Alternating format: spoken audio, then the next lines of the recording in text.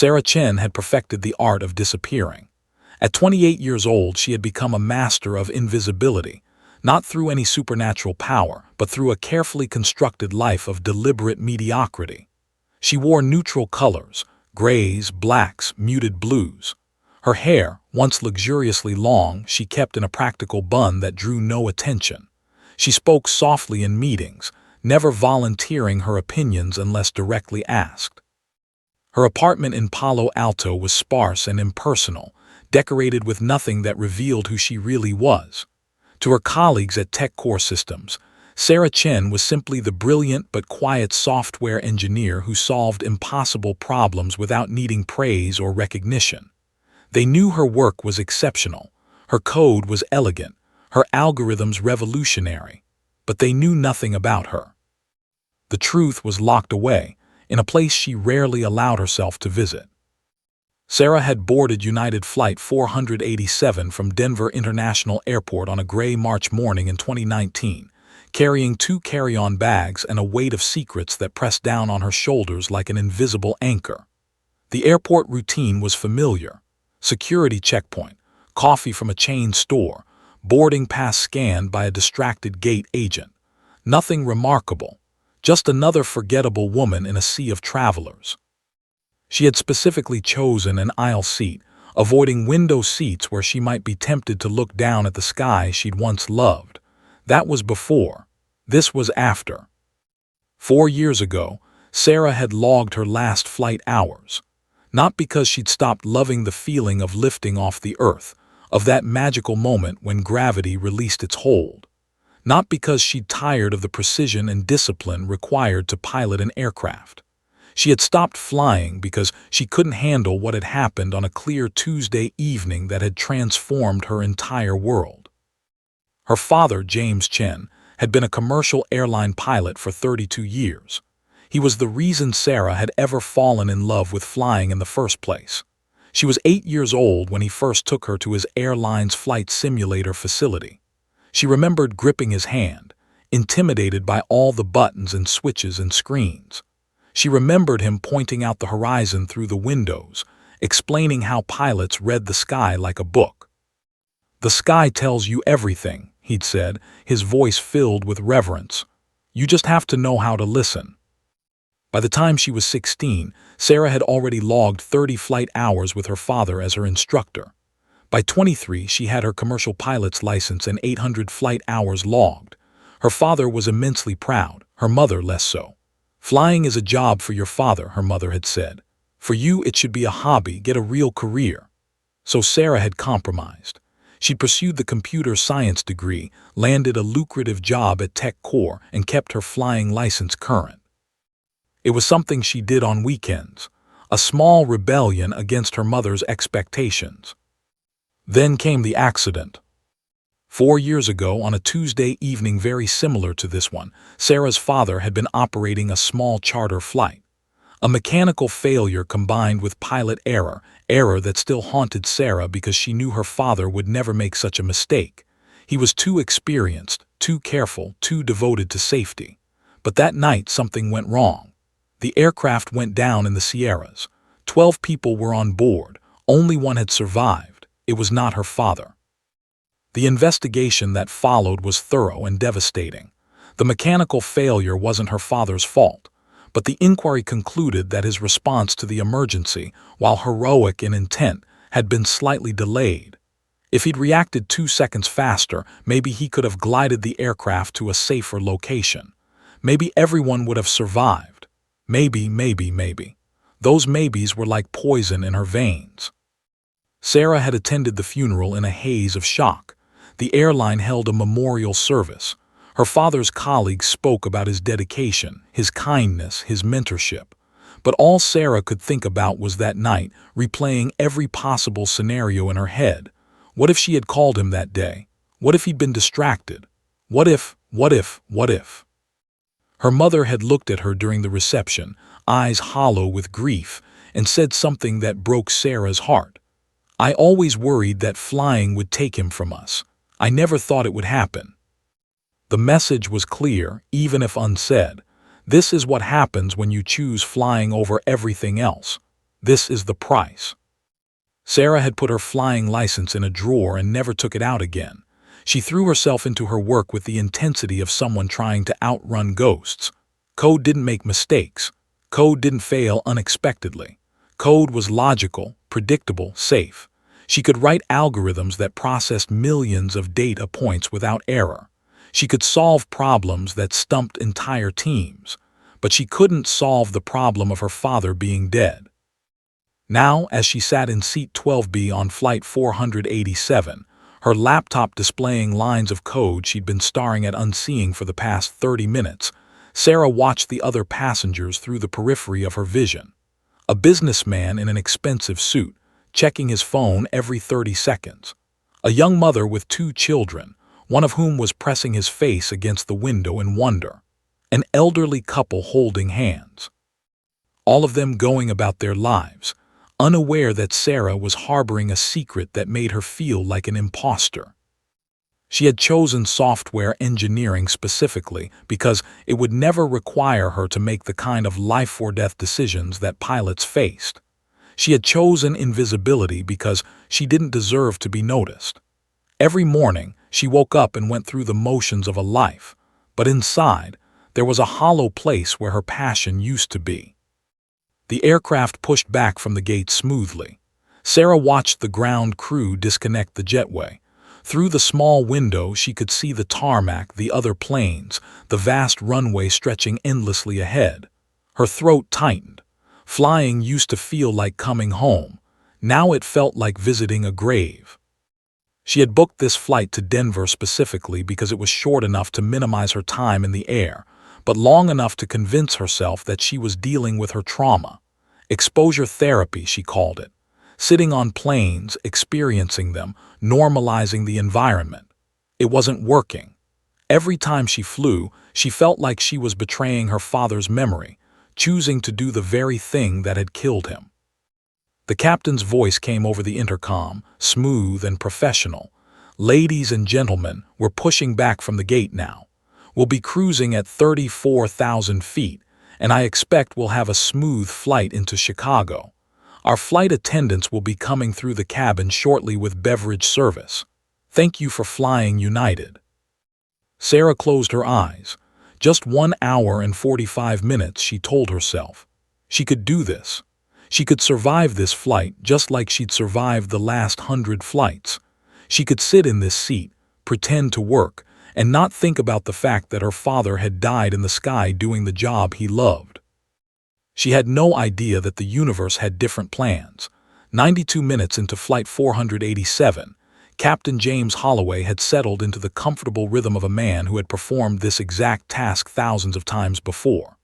The Boeing 737-800 had been in the air for an hour and a half, climbing through clear skies toward their cruising altitude of 34,000 feet.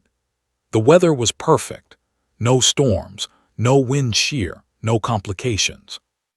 Just a straightforward transatlantic crossing that would become routine within minutes.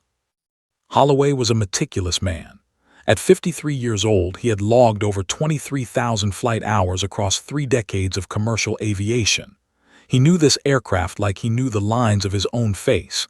Every beep, every hum, every subtle vibration was cataloged in his vast experience. His wife often joked that he could fly the 737 blindfolded, and honestly, she probably wasn't far from wrong. He had trained thousands of pilots over the years. He was the kind of captain other pilots wanted to learn from, the kind who made flying look effortless because he'd internalized every procedure, every emergency checklist, every possible scenario. His first officer, David Chen, was younger, 35, with sharp eyes and the kind of methodical precision that Holloway appreciated. David had been flying with him for 3 years now, and they had developed the kind of wordless communication that only comes with time and trust. They didn't need to explain things to each other.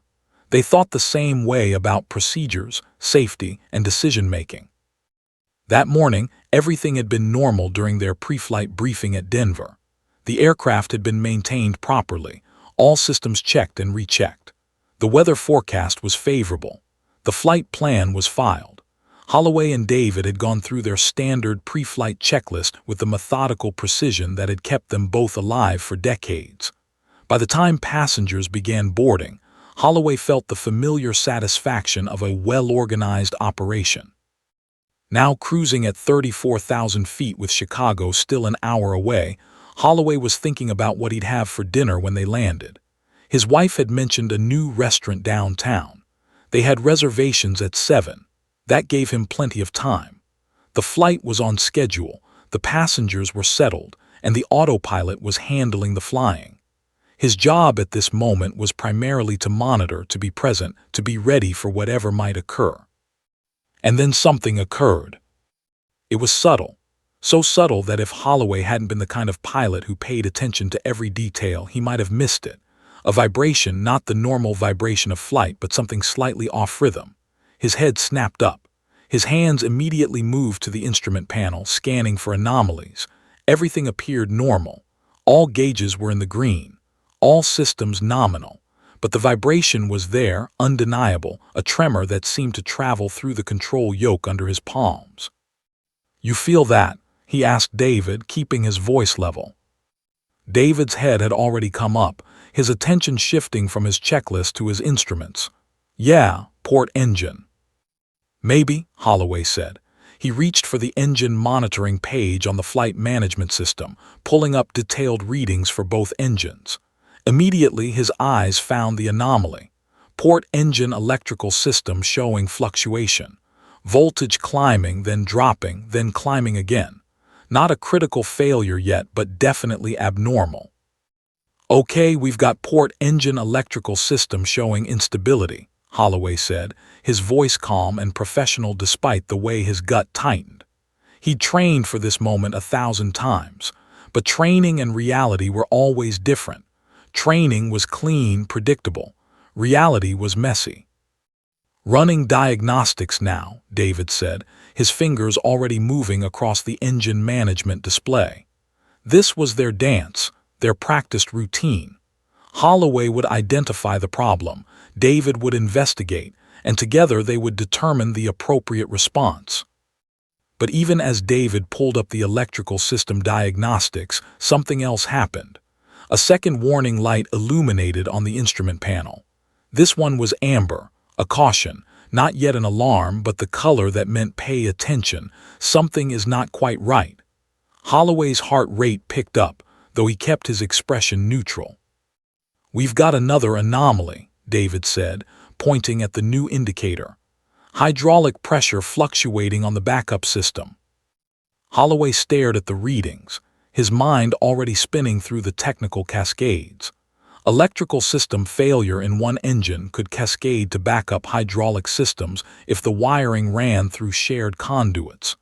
It was unusual but possible, especially if there had been a manufacturing defect, or if the aircraft had sustained some kind of impact or damage that wasn't immediately obvious. "Pull up the maintenance logs," Holloway commanded, his voice sharp but controlled. "I want to know if there's been any recent work on the electrical or hydraulic systems." David's fingers flew across the keyboard, accessing the Boeing's maintenance history. His face grew paler as he scrolled. There was a hydraulic line repair 6 months ago in Denver, port side, but it was signed off as complete. 6 months. That meant the aircraft had been flying normally since then. It meant the problem wasn't necessarily from the maintenance, or it meant something had been missed. Either way, Holloway's mind was already running through the implications. If the hydraulic backup system was compromised, they had limited options for flight control if the primary system failed. "Contact maintenance dispatch," Holloway said. "Tell them we're experiencing electrical and hydraulic fluctuations. Ask them to." But he never finished the sentence. Another alarm sounded, a different alarm, higher pitched, more urgent. The primary hydraulic system pressure was dropping, rapidly. The warning lights on the instrument panel multiplied, amber giving way to red, the cascade of failures accelerating like a nightmare unfolding in real time. Holloway's hands moved automatically through the emergency procedures he'd memorized decades ago. His voice was steady as he spoke to David. "We're losing primary hydraulics. I'm switching to auxiliary backup. Run the emergency hydraulic system activation." But even as David worked the controls, Holloway could see the numbers that told a terrifying story. The auxiliary hydraulic system wasn't responding properly. The pressure that should have been building was fluctuating wildly, and the electrical system failure was spreading to other aircraft systems, cascading through the plane's complex networks like a virus. Sarah felt it from her seat in the main cabin. The subtle vibration had been there for a few minutes, barely noticeable, but now there was something different, a lurch, a hesitation in the aircraft's flight path, as if something fundamental had changed. The woman beside her, a nervous flyer named Margaret, gripped her armrest. "What was that?" she whispered. Sarah didn't answer immediately.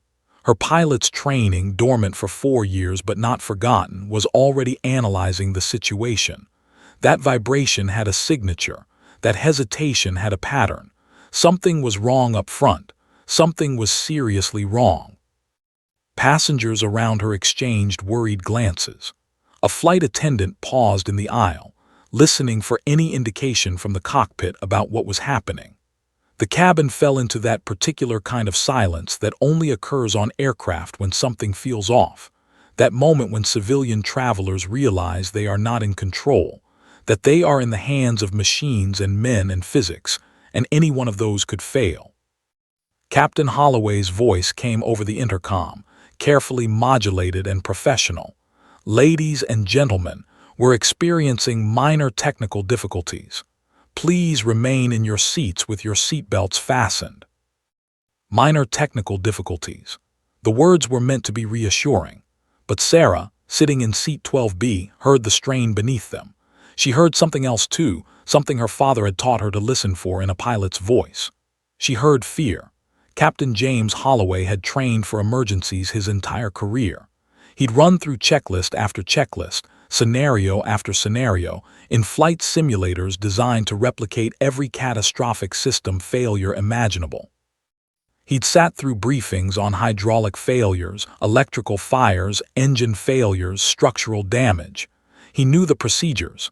He knew the responses. He knew the protocols. But knowing something intellectually and experiencing, it were two entirely different animals. The moment the hydraulic backup system failed to respond properly, something shifted inside Holloway's chest. A tightening, a compression like a fist closing around his heart. The warning alarms continued their discordant chorus, each one representing a different system crying out in distress. Primary hydraulics dropping, electrical systems cascading failures, backup systems not engaging properly. It was as if the aircraft was slowly, methodically shutting down around him, piece by piece. "David, talk to me," Holloway commanded, his voice still professionally steady even as his mind raced through catastrophic scenarios. "What are we getting from the hydraulic system?" David's fingers flew across the keyboard, pulling up diagnostic screens. His face had gone pale, sweat already beginning to bead on his forehead.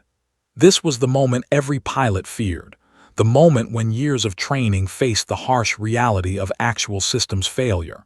And David, for all his competence and experience, was young enough to still feel the visceral fear of the unknown.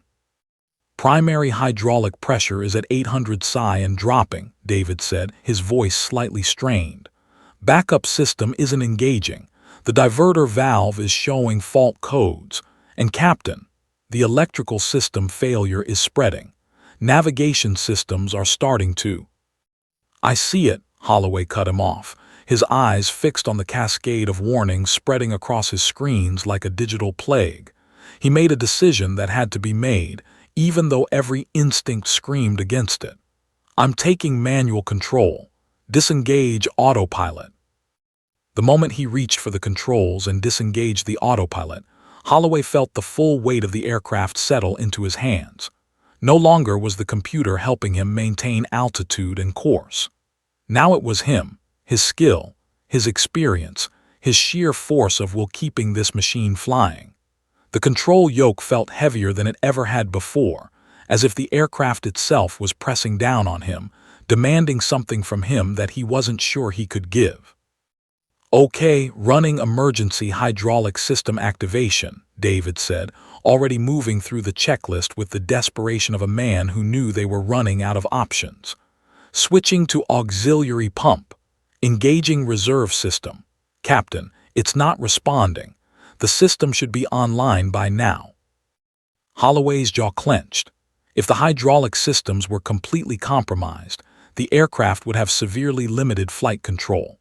The elevators, ailerons, and rudder, the very mechanisms that allowed him to control the aircraft's pitch, roll, and direction, would become sluggish, unresponsive, or worse.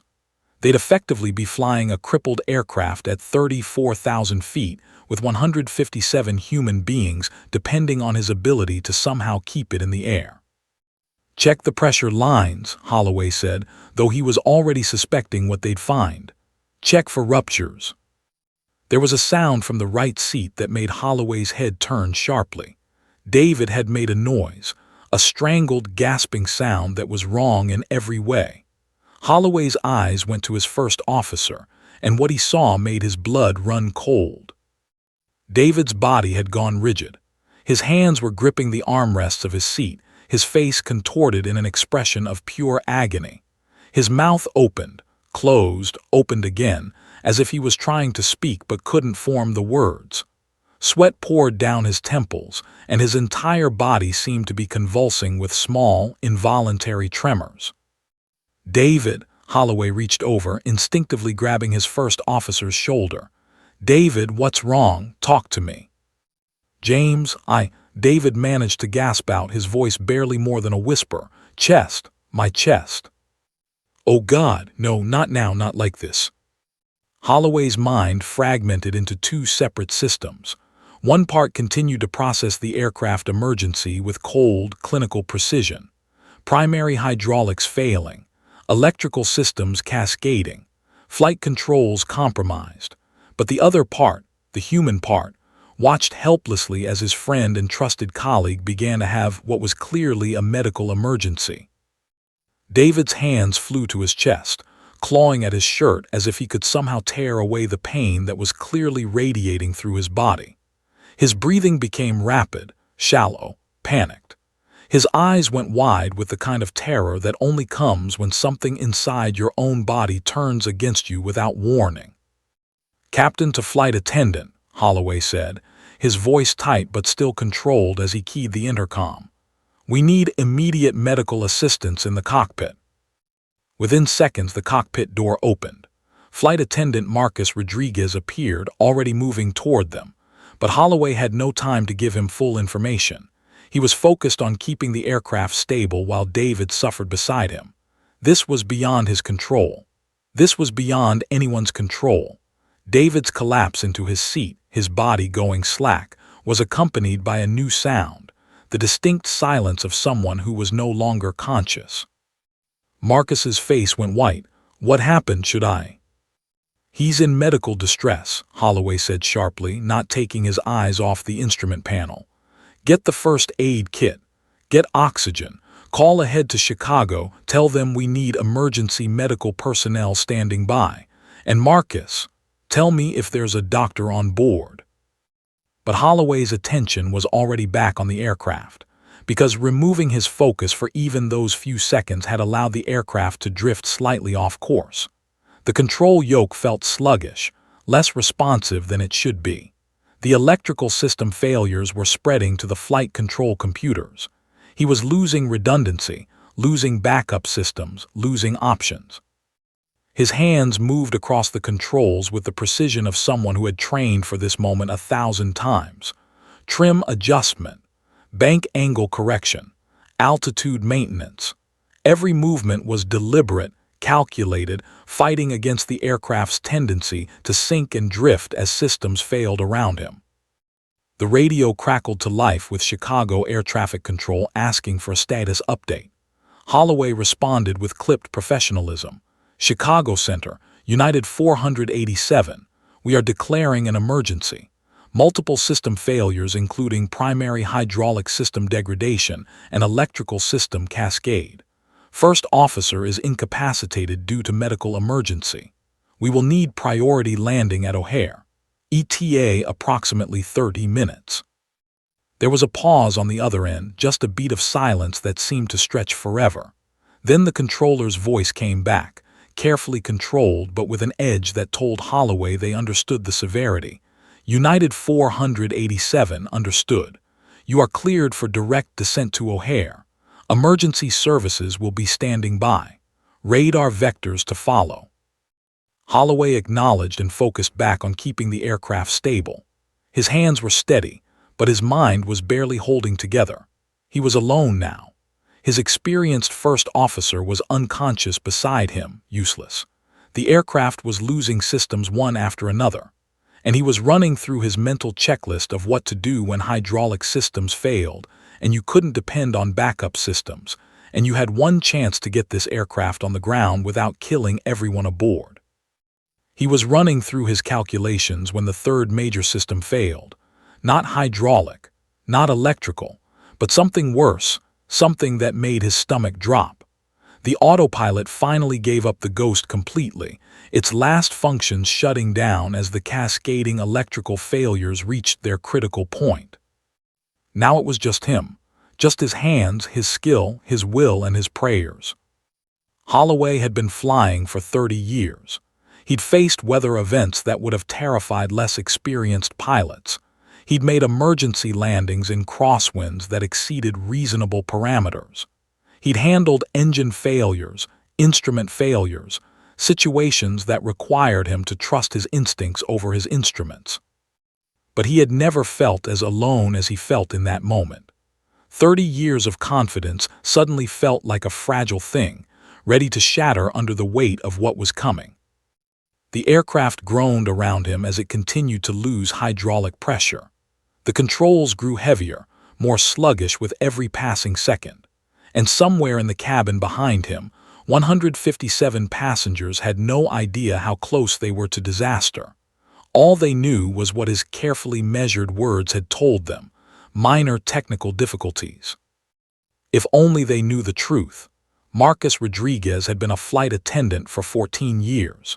He'd worked for United through turbulence, medical emergencies, security incidents, and mechanical failures. He delivered bad news to passengers, comforted frightened travelers, and handled situations with a calm professionalism that came from understanding that his demeanor set the tone for everyone around him. He was good at his job because he'd trained himself to stay centered, to project confidence even when circumstances were anything but confident. But as he rushed toward the cockpit in response to Captain Holloway's call, Marcus felt something he hadn't felt in years: genuine, ice-water fear. The captain's voice through the intercom had contained something that years of experience had taught Marcus to recognize: controlled desperation. A pilot didn't call for medical assistance in the cockpit unless something had gone catastrophically wrong. And the way Captain Holloway's voice had been strained, the slight hesitation before speaking, told Marcus that the situation had layers beyond the obvious medical emergency. When Marcus reached the cockpit and saw David slumped in his seat, convulsing, then still, he understood immediately. First officer down, captain handling the aircraft alone, and from the way Captain Holloway was gripping the yoke from the tension in his shoulders, Marcus could read the subtext. There was more wrong than just the medical emergency.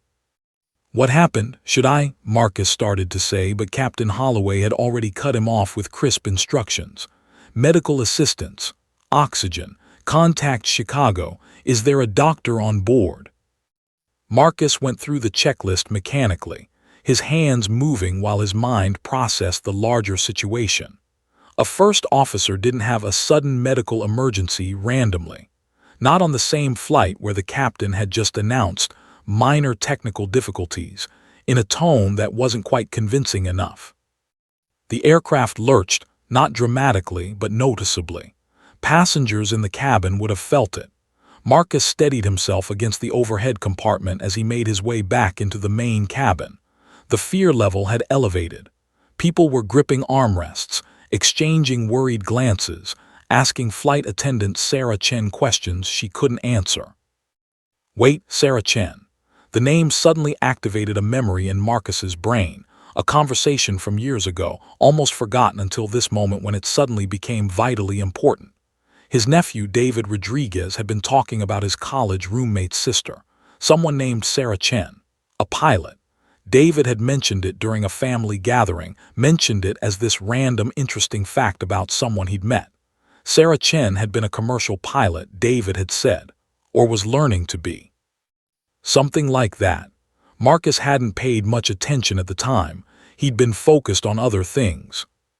But now, scanning the cabin for a passenger who might possibly be a doctor, or better yet, someone with medical training, Marcus's eyes landed on seat 12B, the quiet woman who'd been working on her laptop since takeoff.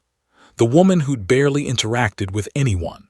The woman with the perfectly average appearance designed to blend into any crowd.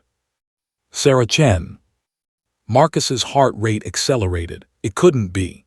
The odds were astronomical, but as he stared at her, something in her posture caught his attention. Her hands had gone still on her laptop keyboard. Her eyes, though still looking at the screen, weren't tracking the text anymore. She was listening. More than that, she was reading the aircraft. The same way a pilot reads an aircraft. The woman beside her, a nervous businessman in an expensive suit, was gripping the armrest and repeatedly checking his seatbelt. "What's happening?" he asked Marcus as he passed. "Is something wrong?" "Minor technical difficulties," Marcus said, using the captain's own words, knowing they were anything but minor. "We're handling it." But he didn't walk away. Instead, Marcus found himself moving back toward seat 12B with a sense of purpose that transcended normal flight attendant protocol. He had nothing to lose. If he was wrong, it would be a strange moment that would be forgotten in the chaos of whatever was about to happen. If he was right. If he was right, he might be about to ask this quiet, unremarkable woman to save 157 lives. Marcus knelt beside Sarah's seat, mindful that other passengers were watching, probably wondering what he was doing. She turned her head to look at him, and he saw something in her eyes, a flicker of awareness, of understanding that told him she knew something was wrong. "Sarah Chen?" he asked, keeping his voice low just between them. Her entire body went rigid. Her hands froze on the keyboard. "Yes," she responded, and there was a note of caution in her voice, as if she was trying to figure out how this flight attendant knew her name. "Are you a pilot?" Marcus asked, abandoning subtlety. "David Rodriguez's sister. Your nephew mentioned you years ago. He said you were a pilot." For a moment, Sarah's expression went blank, processing the impossible coincidence. Then something shifted in her face, a hardening, a pulling inward. "Not anymore," she said, and there was finality in those two words, a door slamming shut. "I need you to come with me," Marcus said urgently, leaning closer. "The captain needs help. The first officer is down, and something is very wrong with the aircraft." Sarah's eyes widened. Her hand moved to the armrest, gripping it so hard her knuckles turned white. Marcus could see the conflict playing out across her face, the war between whatever trauma had made her stop flying and the reality that people needed her right now. "I can't," Sarah whispered. "I don't fly anymore, I can't." "The captain," Marcus interrupted, his voice intense and low, "needs someone who understands aircraft, someone who can think clearly, someone who knows how to handle an emergency. I don't know what happened in your past, but right now, 157 people are counting on you, including me, including the captain who is probably terrified right now." The aircraft lurched again, more noticeably this time. Around them, passengers made small sounds of distress. The businessman beside Sarah gripped his armrest even tighter. "What is that?" he demanded. "That's not normal. Flight attendant, what's happening?" Marcus didn't answer him.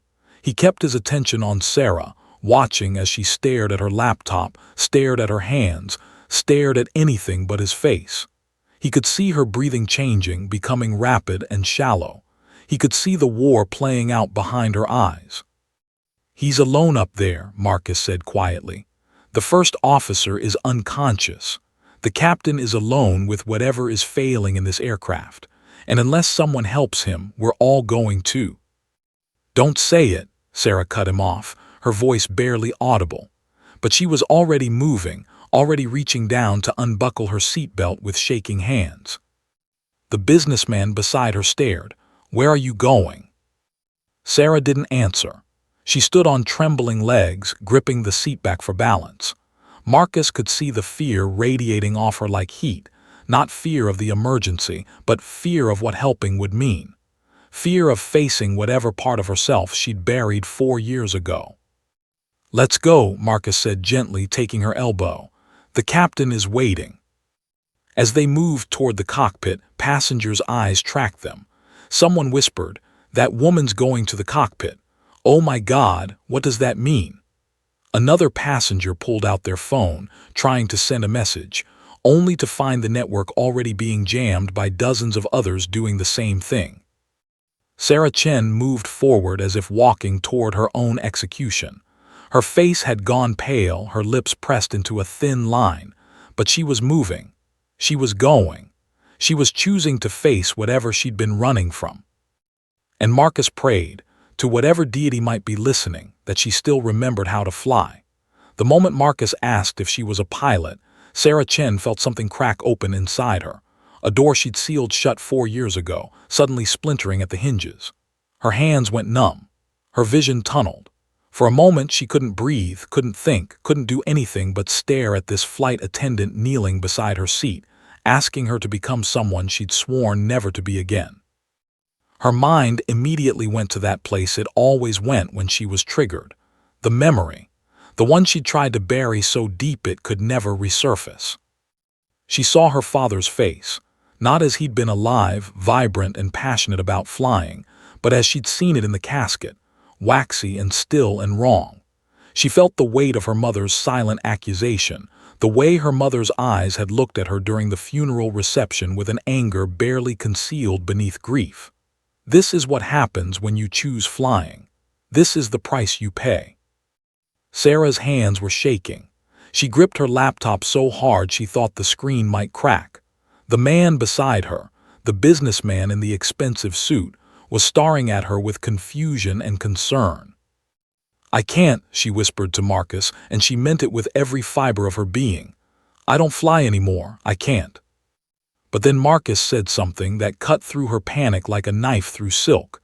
"He's alone up there." 3 words, simple, direct, devastating. Sarah's eyes closed.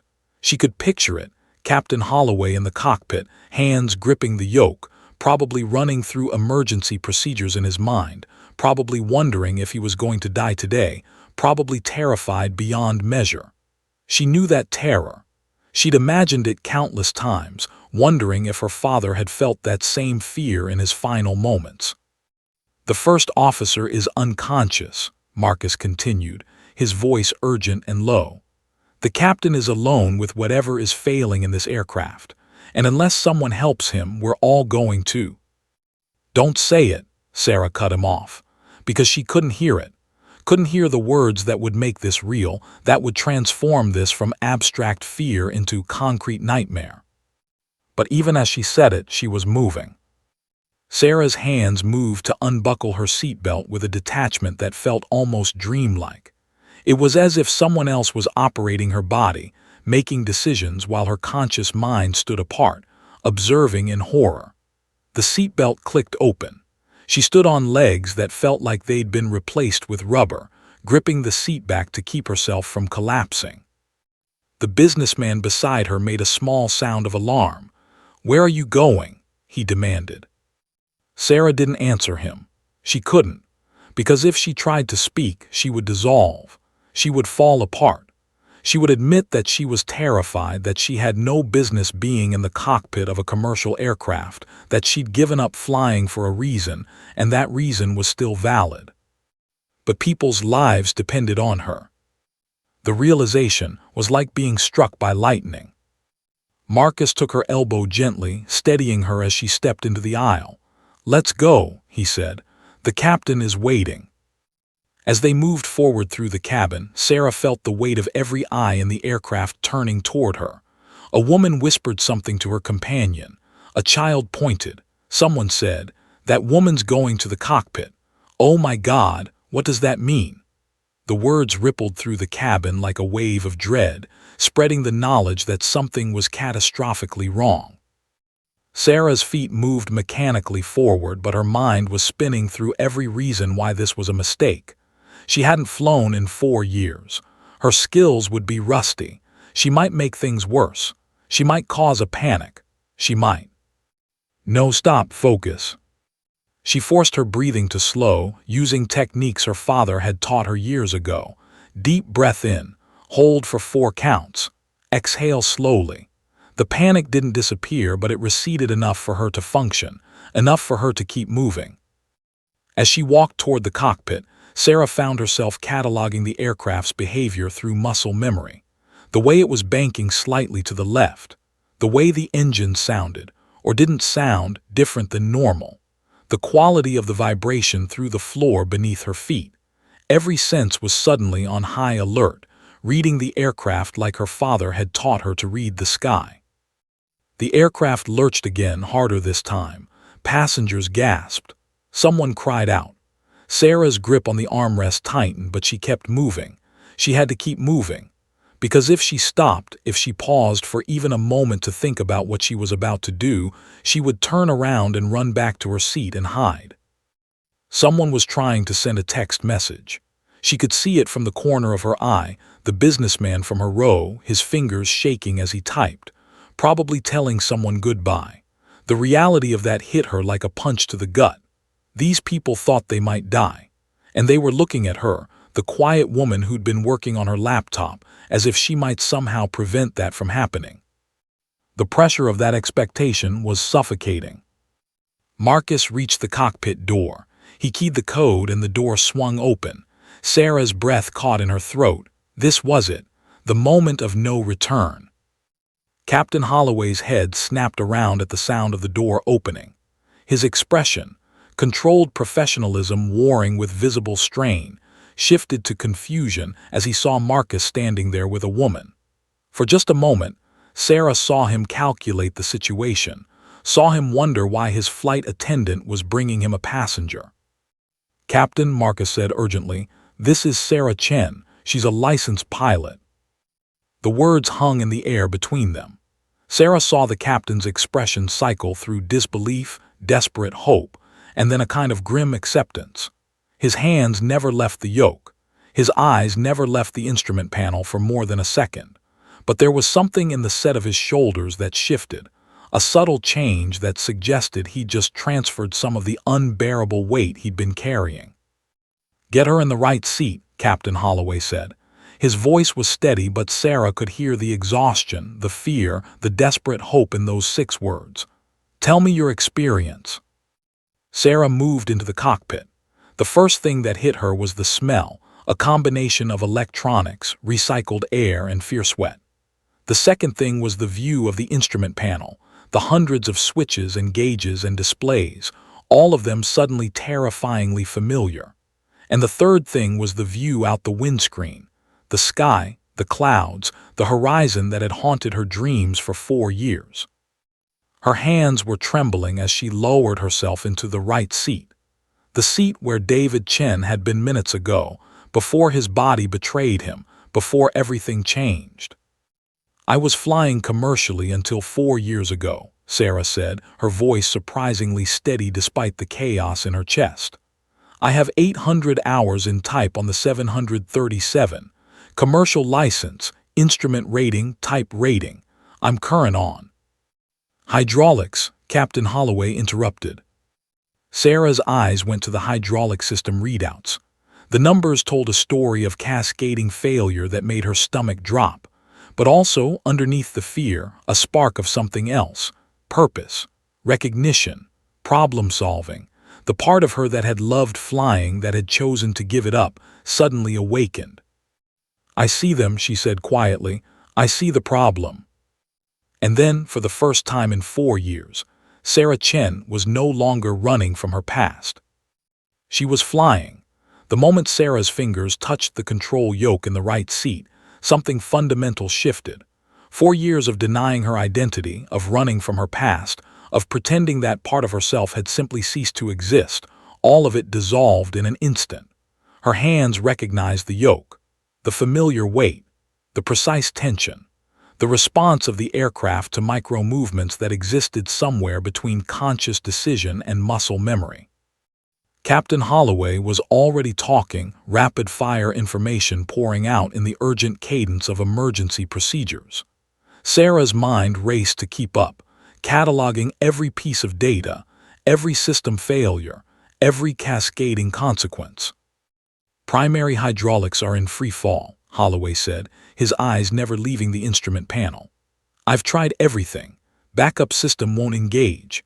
The diverter valve is showing fault codes across the board. My first officer is incapacitated from what looks like a cardiac event. I'm on pure manual control right now, but that won't last long if we lose all hydraulic pressure. Without it, the flight control surfaces become hydraulically unreactive." Sarah's eyes scanned the instrument panel with the intensity of a chess master analyzing a board with limited remaining pieces. The hydraulic pressure gauge was dropping steadily. Port side hydraulic line pressure at 600 psi, starboard side at 400 and falling. The backup system pressure gauge showed almost nothing, a flat line that might as well have been a death knell. "Show me the routing," Sarah said, her voice steady despite the adrenaline flooding her system. "Where do the hydraulic lines run? If the backup system isn't responding, there's got to be a blockage or rupture somewhere in the network." Holloway pulled up the aircraft schematic on his secondary display. The 737's hydraulic system laid bare, a complex network of pumps, valves, accumulators, and lines that worked in symphony when everything was normal. But something in this symphony had gone catastrophically wrong. Sarah leaned closer to the display, her analytical mind suddenly recognizing the pattern. "The maintenance work," she said. "6 months ago, the hydraulic line repair. Where exactly was that?" Holloway reached for the maintenance log, his hands moving with the muscle memory of someone who'd performed this action 1,000 times. "Port side auxiliary pump connection. They replaced a corroded line section." Sarah's eyes went wide. If that repair failed, if the new section fractured, it could have created a cascade effect. The primary system pressure would drop, which would cause an automatic switch to backup systems. But if those lines are compromised too, then the whole system collapses, Holloway finished. His voice was grim, but his eyes had taken on a new light. He was no longer alone with an unsolvable problem. He had a partner who understood the aircraft, who could think through the technical cascade with him. "We need to isolate the failed section," Sarah said, already reaching for the hydraulic system control panel. "If we can close the isolation valve upstream of the rupture, we can redirect flow through the remaining functional lines. It won't give us full pressure, but it might give us enough to control the aircraft for the descent." Holloway nodded, understanding immediately. For the next 30 seconds, they worked in perfect synchronization. Sarah's hands moved with precision, flipping switches, adjusting valves, redirecting hydraulic flow through alternate pathways. It was a procedure that existed in emergency protocols but was rarely, if ever, actually performed in real-world conditions. The aircraft was their laboratory, and they were conducting an experiment that absolutely had to succeed, or 157 people would die. The hydraulic pressure gauge flickered, dipped, then miraculously began to climb, not to normal levels, but to something that might be workable. The port side gauge stabilized at 450 psi, not ideal but better than the free fall they'd been experiencing. "That's it," Sarah whispered. "That's the answer. We've got auxiliary pressure through the secondary lines." "Chicago Center," Holloway said, keying the radio. "United 487. We've managed to stabilize our hydraulic system partially. Primary is compromised, but we're running on secondary and auxiliary feeds now. We're going to need priority approach vectors, descending through 28,000 feet. The response from air traffic control was immediate and professional, but Sarah could hear the relief underneath the controlled tone. United 487, copy. You are cleared direct to the O'Hare VOR. Descend and maintain 24,000 feet initially. Emergency services are standing by. For the next 47 minutes, Sarah and Captain Holloway engaged in the most intense flying of their lives. Not because the aircraft was difficult to control. The temporary hydraulic fix had stabilized the flight surfaces, but because every system failure had to be anticipated, every procedure had to be perfect, and every decision carried the weight of 157 human beings depending on their competence. Sarah found herself running through emergency procedures she hadn't physically executed in 4 years, but her father had trained her well. The knowledge lived in her muscles, in her intuition, in the deep part of her brain that stored procedural memory. She guided Holloway through adjustments that kept the aircraft stable as they descended. She monitored systems that were still showing faults, anticipating cascades before they happened. She became the navigator of impossible choices, always one step ahead of disaster. The aircraft shuddered occasionally, reminding them both that they were flying a crippled machine that could fail completely at any moment. The control surfaces were sluggish, responding to inputs with a delay that would have been catastrophic in normal flying, but which, in this emergency descent, required Sarah to anticipate and compensate far in advance of when inputs would normally be made. Electrical system is still degrading, Sarah reported, her eyes on the electronic displays that were themselves becoming unreliable as electrical power fluctuated. We're going to lose some of the backup instruments. Once we're below 15,000 feet, we're going to be working with basic pitot-static instruments. We'll make it work, Holloway said. He glanced at her briefly, and in that glance, Sarah saw something that might have been gratitude or might have been respect or might have been both. Your father taught you well. The mention of her father sent a sharp pain through Sarah's chest, but she didn't dwell on it. There was no time for emotion. There was only the aircraft, the instruments, the sky, and the incredible responsibility of keeping everyone alive. As they descended through 18,000 feet, Chicago came into view. The city spread out beneath them, unaware that a crippled aircraft was approaching, carrying one last chance for survival. Look, Holloway said. Chicago approach radar shows emergency vehicles already positioning at O'Hare. We're going to get everyone down. Sarah nodded, but she didn't allow hope to distract her. Hope was a luxury they couldn't afford yet.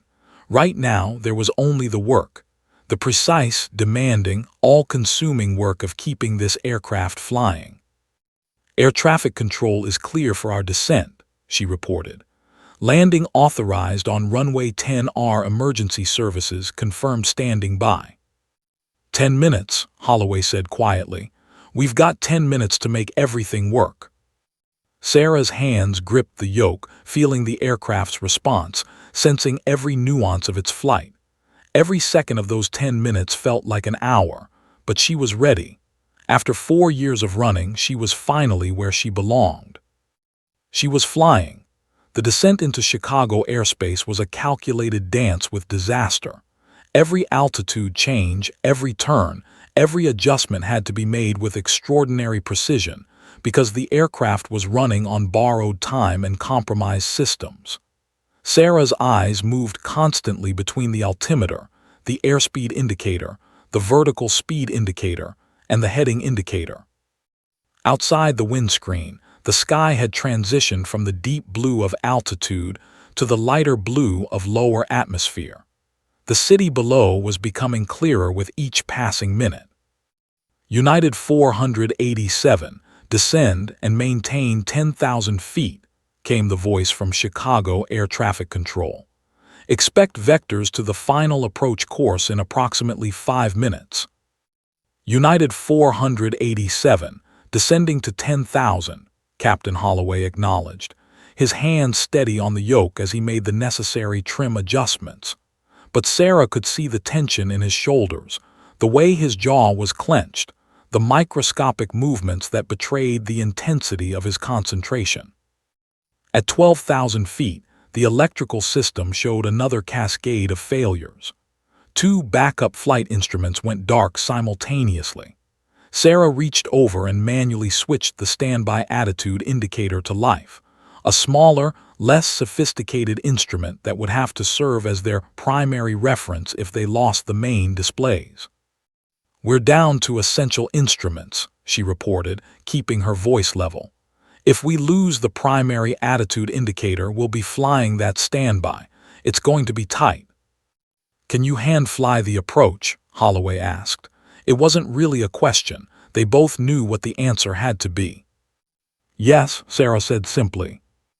The confidence in that single word seemed to settle something in Holloway. He made a subtle adjustment, and Sarah understood immediately what he was doing. He was transitioning control to her incrementally, letting her feel the aircraft's responses, letting her calibrate her inputs before they reached the point where precision became absolutely critical. "I have the airplane," Sarah said, her hands moving the control yoke with delicate precision. The aircraft responded, banking gently into the turn that would put them on the final approach course. Below them, other aircraft were being vectored away from their approach path. The airspace around Flight 487 was being cleared. Chicago Air Traffic Control had prioritized their emergency, and every other commercial flight in the vicinity was being directed to alternate routes, alternate airports, anything to keep them out of the way. The skis belonged to the crippled Boeing 737 now. "United 487, you are cleared for approach to runway 10R, came the radio call. "Descend and maintain 5,000 feet on this heading. You have a 12-mile final." 12 miles. That meant approximately 8 minutes. 8 minutes to get the aircraft stabilized on the approach path, 8 minutes to configure it for landing, 8 minutes to prepare for what might be the most difficult landing either of them had ever attempted. Sarah began the descent with micro-movements, careful not to pitch the aircraft too steeply. The compromised hydraulic pressure meant that pitch adjustments would be sluggish and unpredictable. She had to anticipate the lag, adjust in advance, and wait for the aircraft to respond. It was like flying in slow motion, like piloting through molasses. "Flaps 5 degrees, she called out, beginning the gradual process of reconfiguring the aircraft for landing. Normally, this would be a simple matter of selecting flap position, and the hydraulic system would raise or lower the flaps as needed. But with compromised hydraulics, every flap change had to be monitored, every degree of extension verified. The flaps began to extend, slowly, so slowly that Sarah held her breath, waiting to see if they would complete the extension or if they would get stuck partway. The aircraft settled lower as the flaps came out, losing altitude more quickly now as drag increased. "Flaps 5 complete," she announced, and there was a note of relief in her voice. "Descending through 9,000 feet. Other pilots monitoring the emergency frequency were watching this unfold. Sarah could imagine them in their own cockpits, shaking their heads in disbelief at what they were witnessing.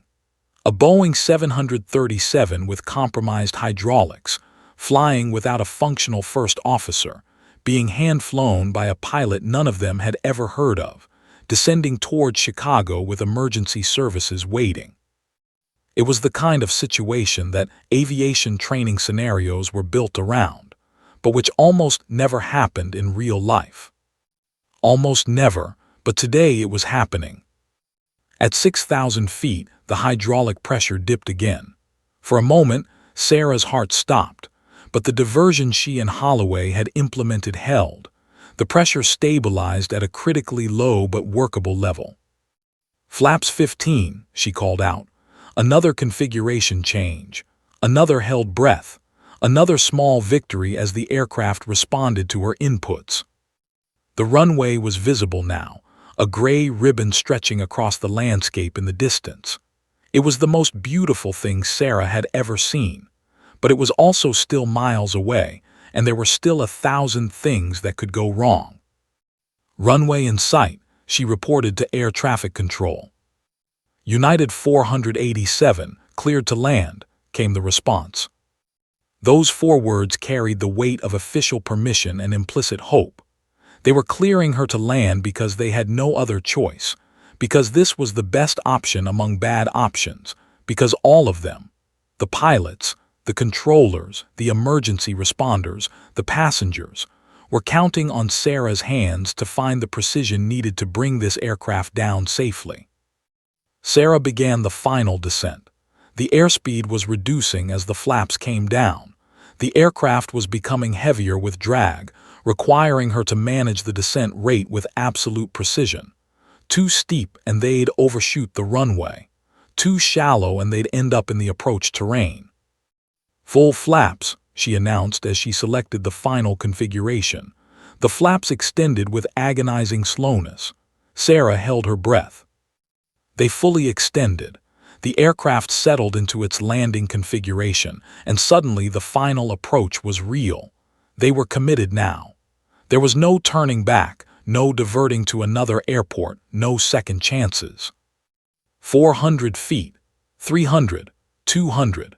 Sarah could see the runway markings now, could judge her approach angle by eye and instrument in equal measure. Her hands made tiny adjustments, constant microcorrections that kept the aircraft aligned with the runway centerline. 100 feet, Holloway called out, monitoring their descent from the altitude indicators. 50 feet, 40 feet. The runway was rushing toward them now. Sarah's entire world had narrowed to the moment, to the precise inputs needed to land this aircraft. Everything she'd learned, everything her father had taught her, everything she'd experienced came together in her hands. 20 feet, Holloway said, 10 feet. The wheels touched asphalt. The landing wasn't smooth. It was firm, assertive, the kind of landing that told everyone on board that this had been a controlled emergency. But it was down. They were down. The aircraft rolled across the runway on its landing gear, the friction of tires on asphalt slowing them from flight speed to taxi speed to finally, mercifully, stopping. For a moment there was silence in the cockpit. Just the sound of the engines cooling, the aircraft settling, and 2 pilots breathing. "We made it," Holloway whispered. Sarah closed her eyes for just a moment. Then she opened them again and she smiled, the first real smile in 4 years. They had made it. The moment the aircraft came to a complete stop, everything exploded into controlled chaos. Captain Holloway's voice cut through the radio with crisp urgency. "United 487 is safely on the ground. Emergency evacuation required. Clear the runway and position emergency vehicles immediately." Alarms that had been blaring softly in the background suddenly became silent. The engines, still running, powered down as Holloway initiated the shutdown sequence. Sarah's hands were still trembling slightly, adrenaline still flooding her system despite the fact that they were safely on the ground. She gripped the edge of the console, needing something solid to hold onto, needing to anchor herself in the reality that they'd actually done it. Behind them in the main cabin, passengers didn't immediately understand that they'd survived. For a moment, there was an eerie silence. Then someone cried out, "We're down." And suddenly the aircraft erupted into a cacophony of relief, people weeping, embracing, offering prayers of gratitude to whatever deity they believed in. "Evacuate," Captain Holloway commanded over the intercom, his voice suddenly transforming from the calm pilot to the emergency commander. "All passengers and crew, evacuate immediately using emergency exits. Leave all belongings. Move away from the aircraft." Marcus Rodriguez was the first flight attendant to reach the emergency exit. His hands moved with automatic precision, releasing the mechanisms that would deploy the emergency slides. Around him, passengers were already unbuckling seat belts, standing on shaking legs, moving toward the exits with the desperation of people who'd been given a second chance at life. The businessman from seat 12D was crying openly, clutching his phone, his goodbye text unsent. A young mother was holding her two children, one in each arm, telling them over and over that they were safe, that they were okay, that they'd made it. An elderly couple held hands as they made their way to the emergency exit, their faces reflecting the wonder of unexpected survival. Emergency vehicles were already surrounding the aircraft. Fire trucks, ambulances, police cars, all responding to what had been declared an emergency descent. Firefighters in protective gear stood ready to assist passengers as they slid down the emergency slides, their boots hitting the tarmac and their shaking legs barely holding them upright. Sarah remained in the right seat, her eyes closed, processing what had just happened. The adrenaline was beginning to wear off, leaving behind a profound exhaustion that seemed to settle into her very bones. She'd just done the impossible. She'd flown a crippled aircraft with a man who was a stranger this morning, but who was now somehow bonded to her in a way that transcended normal human connection. Captain Holloway turned to look at her. His face was streaked with sweat. His uniform shirt was damp. His eyes held an expression she'd never seen before, a mixture of disbelief, gratitude, and something that might have been awe. "Thank you," he said simply. Those two words seemed inadequate to encompass everything that had happened, but they were enough. They were everything. "Your father," Holloway continued, his voice thick with emotion, "would be incredibly proud of you right now." Sarah's eyes opened. She felt tears streaming down her face, tears she hadn't realized were there. At the mention of her father, something inside her cracked open, and 4 years of grief, guilt, and shame came pouring out. She wept silently, her shoulders shaking, her hands covering her face. Captain Holloway reached over and placed his hand on her shoulder. He didn't say anything more. He just held that contact, acknowledging her pain, honoring what she'd sacrificed to get them down safely. After a few moments, Sarah composed herself. She wiped her eyes with the back of her hand and looked at Captain Holloway. "We need to get David to the hospital," she said, her practical mind reasserting itself even through the emotional storm. Emergency medical personnel were already in the cockpit, preparing David Chen for transport. His vital signs had stabilized during the descent, his medical emergency apparently not immediately life-threatening, but requiring urgent hospital evaluation. He was being placed on a stretcher with gentle, professional efficiency. "He's stable," one of the paramedics told them. "Looks like cardiac arrhythmia. Early intervention might have prevented a full heart attack. He's going to be okay." The news hit Sarah like a wave. Everything they'd done, all the risk they'd taken, the crisis they'd managed, it had mattered. It had saved lives. David would recover. The passengers would recover. Captain Holloway would recover. And Sarah would finally begin to heal. She climbed out of the cockpit and stood in the cabin of the aircraft. It was nearly empty now. Most passengers had already evacuated. Through the windows, she could see emergency vehicles, the fire trucks still in position, paramedics helping passengers who were too weak or injured to walk. But the aircraft was secure. It wasn't falling from the sky. It was resting safely on the runway it had desperately needed to reach. Marcus appeared in the doorway of the cockpit, his eyes locked on Sarah. When he saw her, his expression crumpled with emotion. He rushed forward and embraced her without speaking, his entire body shaking with the weight of what might have happened if she hadn't been on that flight. "You saved us," Marcus whispered into her hair. "You saved all of us." Sarah held him for a moment, then gently pulled away. "We saved ourselves," she said. "Captain Holloway and I together. That's how it works. That's how it always works. You trust the people flying your aircraft. You do your part, they do theirs, and somehow, miraculously, it all comes together." Outside the aircraft, on the tarmac at O'Hare International Airport, Sarah stood alone for a moment, looking up at the sky that had tried so hard to kill her but hadn't succeeded. The sky that had taken her father, that had terrified her, that had driven her to run.